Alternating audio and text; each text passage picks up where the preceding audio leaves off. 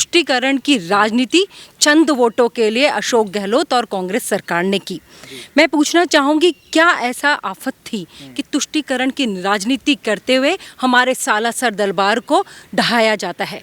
वो कौन सी तुष्टीकरण की राजनीति थी कि हमारे शिवलिंग को ड्रिल मशीन से उड़ाया जाता है? वो कौन सी तुष्टीकरण की राजनीति थी कि हमारे रामनवमी के जुलूस पे रोक लगाई जाती है? वो कौन सी तुष्टीकरण की राजनीति थी जब हमारे शोभा यात्राओं पर पत्थरबाजी होती है? ये राजस्थान की जनता है जो आपके काले सच को, आपके काले कारनामों को, आपके भय भ्रष्टाचार के अड्डे को जान चुकी है और आपको साफ रूप से चिता चुकी है कि अब समय आ गया है, अशोक गहलोत जी सिंहासन खाली करो, भाजपा आती है। देखिए, निश्चित रूप से दुर्भाग्य है राजस्थान का, क्योंकि राजस्थान वो प्रदेश रहा है जहाँ पे महिलाओं की आन बान शान के लिए शाके और जौहर हो जाते थे।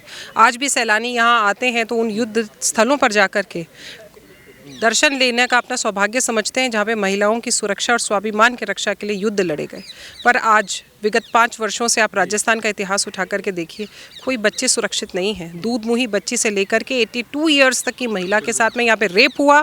रेप होने के बाद में उनकी हत्याएं हुई। और यहाँ की जो प्रियंका गांधी जी, जो इनकी मुखिया है ना, वो यहाँ पर आकर के नारा, यूपी में उन्होंने नारा दिया, लड़की हूँ लड़ सकती हूँ। मगर राजस्थान की स्थिति जो उसी कांग्रेस पार्टी के द्वारा रूल्ड है, यहाँ पर स्थिति ये हो गई है कि लड़की हूँ सिर्फ लुट सकती हूँ। 19 पेपर लीक हो गए, सरकार मस्त है। और पेपर लीक भी कैसे हुए? शिक्षा संकुल जो एक राजस्थान की सरकार का संस्थान माना जाता है, वहाँ के प्रिंटिंग से लीक हो जाते हैं। नमस्कार, मैं यशपाल राजपुरोहित, आप देख रहे हैं ऑल इंडिया न्यूज। 2023 राजस्थान विधानसभा चुनाव का माहौल अब बन चुका है। महज 1 महीने का समय शेष है और इसको लेकर भाजपा और कांग्रेस दोनों ही चुनावी मैदान में कूद चुके हैं। 2023 का राजस्थान का विधानसभा चुनाव बेहद खास होने जा रहा है। खास इसलिए क्योंकि राजस्थान के वर्तमान मुख्यमंत्री अशोक गहलोत जी दावा कर चुके हैं कि इस बार राजस्थान की सियासी परिपाटी टूटने जा रही है और एक काम करने जा रहे हैं अशोक गहलोत जी, यानी कि कांग्रेस पार्टी। हमारे साथ कई खास मेहमान मौजूद हैं। मैम, बहुत बहुत स्वागत है आपका। अशोक जी दावा कर चुके हैं कि सियासी परिपाटी को वो तोड़ने जा रहे हैं, कांग्रेस ये काम कर रही है, क्या कहना चाहेंगे आप? कांग्रेस के 2 मंत्री और 1 पूर्व मंत्री चुनाव लड़ने से मना कर चुके हैं। राजस्थान की राजनीति में ऐसा कभी नहीं हुआ होगा कि सरकार रहते हुए मंत्री कह रहे हैं हमें चुनाव ही नहीं लड़ना। कांग्रेस के मंत्री धरने पर बैठते हैं। कांग्रेस के मंत्री भ्रष्टाचार के विरोध में अपने सर के बाल मुंडवा करके मंत्री जी को भेजते हैं कि अखंड भ्रष्टाचार में डूबा हुआ राजस्थान है। तो बताइए, कौन सा दम्भ भर रहे हैं मुख्यमंत्री जी? राजस्थान के 70 लाख युवाओं के साथ धोखाधड़ी हुई। पेपर लीक प्रकरण कहूँगी इसलिए क्योंकि श्रृंखला बनी 19 पेपर की और थमने का नाम नहीं लिया। और राजस्थान में युवाओं का वर्तमान बर्बाद करने वाली, भविष्य को अंधकार में डालने वाली कांग्रेस सरकार ये पूछती है कि हम राज ला रहे हैं, तो कौन सा राज ला रहे हैं आप? राजस्थान के युवाओं का 10,000 करोड़ रुपया बर्बाद किया है आपने। एक युवा कोचिंग के लिए आता है, प्रत्याशी बनता है, एग्ज़ाम देता है, फीस भरता है, अपने घर बार को छोड़ के आता है, शहरों में रहता है, वो पूरा खर्चा कौन वहन करेगा? 19 पेपर लीक हो गए, सरकार मस्त है। और पेपर लीक भी कैसे हुए? शिक्षा संकुल जो एक राजस्थान की सरकार का संस्थान माना जाता है, वहाँ के प्रिंटिंग से लीक हो जाते हैं। पेपर लीक हो गए। पेपर सेटिंग वाले लोग, राजीव गांधी स्टडी सर्कल पर सीधे एलिगेशंस लगे, लेकिन क्लीन चिट देते रहे, पेपर लीक कराते रहे।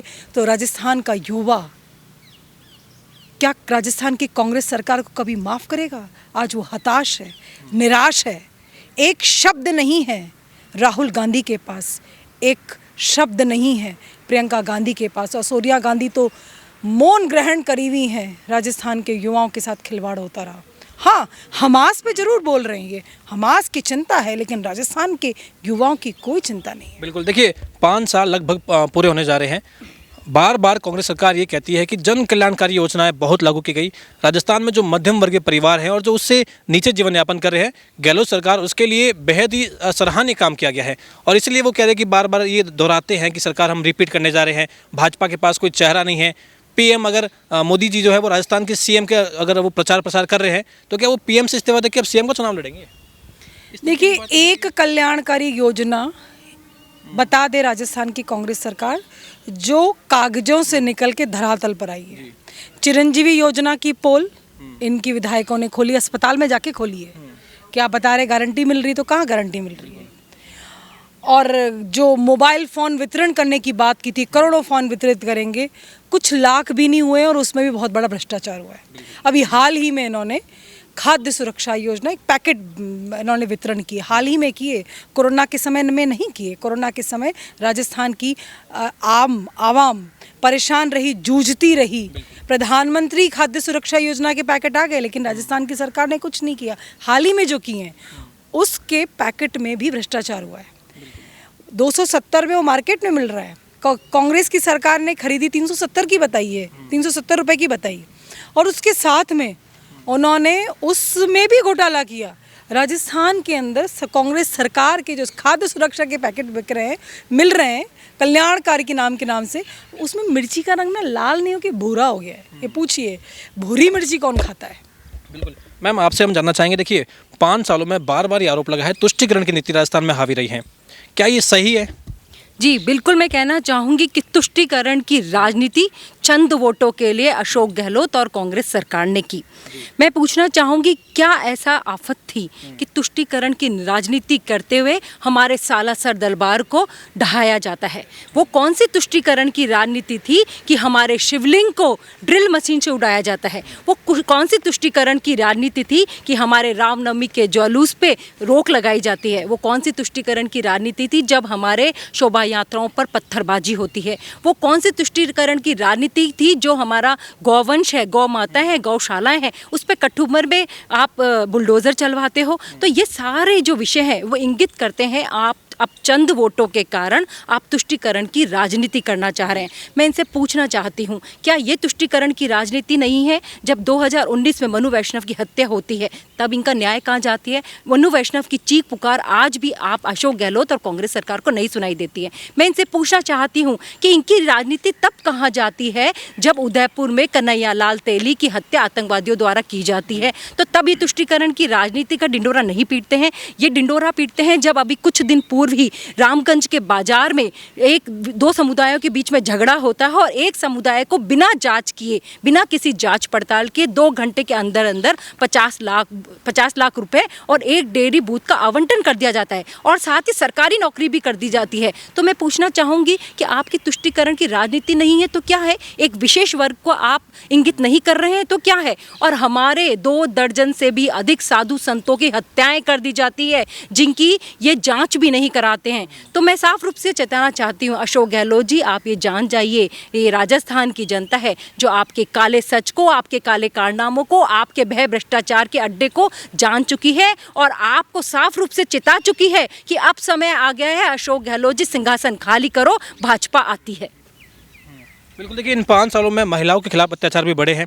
राजस्थान दुर्भाग्यपूर्णवश राजस्थान नंबर 1 पर आ चुका है। तो कहीं ना कहीं आपको लगता है कि ये बलात्कार जैसे संगीन मामलों में राजस्थान नंबर 1 पे आ गया? दुर्भाग्य राजस्थान का? देखिए, निश्चित रूप से दुर्भाग्य राजस्थान का, क्योंकि राजस्थान वो प्रदेश रहा है जहाँ पे महिलाओं की आन बान शान के लिए शाके और जौहर हो जाते थे। आज भी सैलानी यहाँ आते हैं तो उन युद्ध स्थलों पर जा कर के दर्शन लेने का अपना सौभाग्य समझते हैं जहाँ पे महिलाओं की सुरक्षा और स्वाभिमान की रक्षा के लिए युद्ध लड़े गए। पर आज विगत 5 वर्षों से आप राजस्थान का इतिहास उठा करके देखिए, कोई बच्चे सुरक्षित नहीं है। दूध मुही बच्ची से लेकर के 82 ईयर्स तक की महिला के साथ में यहाँ पे रेप हुआ। रेप होने के बाद में उनकी हत्याएं हुई। और यहाँ की जो प्रियंका गांधी जी जो इनकी मुखिया है ना, वो यहाँ पर आकर के नारा, यूपी में उन्होंने नारा दिया, लड़की हूँ लड़ सकती हूँ। मगर राजस्थान की स्थिति जो उसी कांग्रेस पार्टी के द्वारा रूल्ड है, यहाँ पर स्थिति ये हो गई है कि लड़की हूँ सिर्फ लुट सकती हूँ। यहाँ की एक बच्ची जब दिल्ली के बाहर कदम रखती है, उसके घर की बुजुर्ग माताएं बहनें जो हैं वो राम का नाम जपती हैं कि कब हमारी बच्ची सुरक्षित घर लौटेगी। मगर राजस्थान अपने इस धर्म में, राजधर्म में पूर्णतः रूप से जो है वो विफल रही है कि वो बच्चियों की रक्षा कर सके, बच्चियों को सुरक्षा दे सके या गारंटी भी दे सके तो उनके स्वाभिमान और सुरक्षा की आबरू बचाने की जो है वो गारंटी दे। फेल हो चुकी है। बिल्कुल। अच्छा, आपको क्या लगता है, देखिए जब बात आती है विधानसभा चुनाव की तो गहलोत जी ये बार बार दोहरा रहे हैं कि हम परिपाटी बदलने जा रहे हैं, भाजपा के पास ऐसे कोई मुद्दे हैं नहीं जिनके बलबूते पे वो सरकार में आने का दावा कर सके। देखिए, किसी राज्य की आधी आबादी असुरक्षित है, महिलाएं असुरक्षित हैं, तो 50% जनता तो वहीं चली गई। युवाओं की जो भागीदारी है वो 30% से ऊपर है। 70 लाख युवाओं के साथ में यहाँ पे खेल हुआ, तो अगर 80% जनता के साथ में यहाँ खेल हो गया, 20% जो जनता है उसके दम पर अगर ये कहते हैं कि हम परिपाटी बदलेंगे, तो उस 20% में भी मैं आपको बताऊं, लॉ एंड ऑर्डर की स्थिति जो है राजस्थान में एंटायरली आउट ऑफ ऑर्डर रही है। प्रत्येक व्यक्ति त्रस्त है। 13 जिलों को इन्होंने प्यासा मार दिया। आधी आबादी को जो है वो उनकी आबरू को इन्होंने भेंट चढ़ा दिया। 70 लाख युवाओं के सपनों को इन्होंने भेंट चढ़ा दिया। बेरोजगारी भत्ते का इन्होंने झूठा वादा किया। इन वादों की और इन झूठी भविष्यवाणियों की सरकारों को ना तो राजस्थान की जनता ने कभी चाहा और ना अब चाहेगी। भोली वाली जनता थी, 2018 में इनके झांसों में आ गई।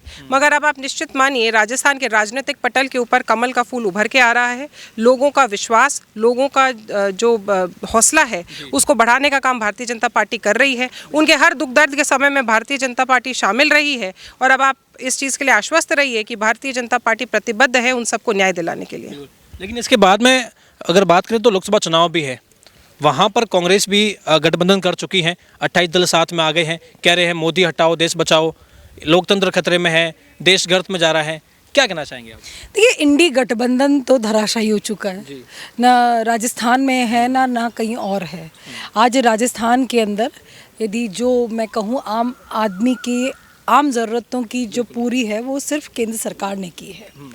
आज हम देखें, आवास की बात करें तो प्रधानमंत्री आवास 20 लाख, उज्ज्वला योजना के माध्यम से हमारी बहनों के आँखों के आंसुओं को पहुँचने का कार्य यशस्वी प्रधानमंत्री जी ने किया है। इज्जत घर, लाखों इज्जत घर राजस्थान के अंदर बने हैं। और आज राजस्थान के किसानों को किसान सम्मान निधि 82 लाख से अधिक हमारी किसानों को मिली है। तो किसान भाई, उज्ज्वला योजना, प्रधानमंत्री आवास योजनाओं के साथ मैं बात करूं, सड़कों की, एक्सप्रेसवे की, वंदे भारत ट्रेन की, तो हर आधारभूत सुविधाओं के साथ, हितकारी योजनाओं के साथ आज यशस्वी प्रधानमंत्री जी राजस्थान के हर व्यक्ति के साथ हैं। इसीलिए ग्रामीण से लेकर शहर तक एक ही आवाज़ गूंजती है, मोदी मोदी मोदी। राहुल गांधी जब भी विदेश दौरा करते हैं तो बार बार ये चीज़ दोहराते हैं कि मुसलमान अंडर अटैक है। मोदी के राज में, योगी के राज में 9 सालों के कार्यकाल में इतना मुसलमान दब चुका है, डर चुका है, सहमा हुआ है। डरे सहमे तो राहुल गांधी जी हैं, जो विदेश में जाकर के इंटरव्यू देते हैं और अपने देश का उपहास उड़ाते हैं। और उसके साथ में राहुल गांधी जी को मैं ये भी कहना चाहूँगी कि आइए आप राजस्थान, आपने बड़ी गारंटियाँ दी थी, 1 2 3 4 कर्जा माफ़, तो कहाँ है? कृषक भाई ढूंढ रहे हैं। 19,000 हमारे किसान भाइयों की ज़मीन कुर्क हो गई, और ये नदारत हैं, विदेशों में जाके बयानबाजी करने से चूकते नहीं हैं। भारत की अस्मिता, भारत की इज्जत, भारत की रक्षा करने वाले यशस्वी प्रधानमंत्री जी के साथ 140 करोड़ देशवासियों का साथ है। इसीलिए हम कहते हैं सबका साथ, सबका विकास, सबका विश्वास और सबका प्रयास। आप जिसे इंडी गठबंधन कह रहे हैं, वहाँ से एक आवाज़ आ रही है, राहुल गांधी अगले प्रधानमंत्री चेहरा हैं, मोदी जी अपने घर से तिरंगा फहराएंगे, लाल किले से नहीं। अखिलेश यादव जी से पूछ लिया, इंडी गठबंधन अपना एक बार प्रधानमंत्री तो अनाउंस कर दे। यहाँ तो हमारे प्रधानमंत्री, यशस्वी प्रधानमंत्री नरेंद्र भाई मोदी जी हैं, इंडी गठबंधन अनाउंस कर दे अपना चेहरा। और कितना बिखराव है वो तो आप देखिए ना, राजस्थान के अंदर ही देख लीजिए। अरविंद केजरीवाल जी आते हैं, अपनी गारंटी दे जाते हैं, कांग्रेस अपनी गारंटी दे रही है। इतनी गारंटियाँ इनकी स्टेट जिले जिले में बन रही हैं, और ये देश की बात, देश चलाने की बात करते हैं। सब ख्वाब तो अच्छे हैं, लेकिन ये बार बार एक बात और कहते हैं कि देखिए, जब भी चुनाव नज़दीक आ गए तो केजरीवाल पर ईडी की कार्रवाई, उन्हें भी अभी समन भेज दिया गया है शराब घोटाले मामले में। राजस्थान की बात करें तो यहाँ डोटासरा जी हो, चाहे ओपी हुडला हो, तमाम नेताओं पर ईडी की कार्रवाई, सीबीआई की कार्रवाई। ये कहा जा रहा है कि देखिए, चुनाव आ गए, डर गए मोदी जी, भाजपा डर गई, तो हम पर सब पर ईडी की कार्रवाई की जा रही है। आप देखिए, जो भ्रष्टाचारी हैं वो डरे हुए हैं। और भ्रष्टाचार की पराकाष्ठा ये है कि जब दिल्ली के डिप्टी सीएम बोला करते थे ना कि मेरा ईडी कुछ नहीं बिगाड़ पाएगी, और संजय सिंह कहते थे ना सुप्रीम कोर्ट में अभी इनकी कल ही जमानत रद्द हुई है, तो आप भ्रष्टाचार करेंगे और आप लोकतंत्र के अंदर लोक की आवाज़ को दबाएंगे तो तंत्र है ऐसा मजबूत, लोक की ताकत से उन सभी भ्रष्टाचारियों का खात्मा करेगा। क्योंकि प्रधानमंत्री जी कहते हैं इस भारत के, न खाऊंगा न खाने दूंगा।